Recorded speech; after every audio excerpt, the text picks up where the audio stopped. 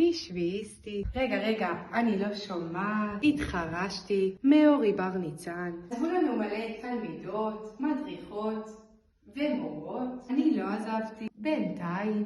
אודיה מעירה אותי כל בוקר עם הג'מבה. שאני ישנה באולפנה.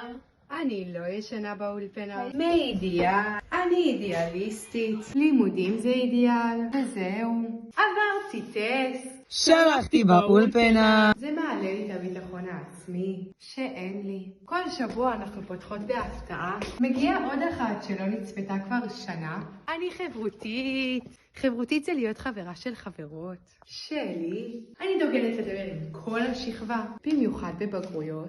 זה ממש חסד. להעביר מידע. אני לא מעתיקה.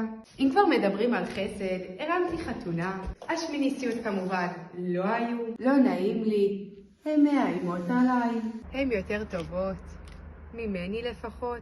אבל לנו יש את אודיק. אני מפחדת לחשוב מה יקרה שתעזבו. נצטרך להוביל. אני לא יודעת להוביל. עד אז אני אוביל את עצמי הביתה. אני שביעיסטית. לכן אני ביום ה7. ביי, ניפגש בהכתרה.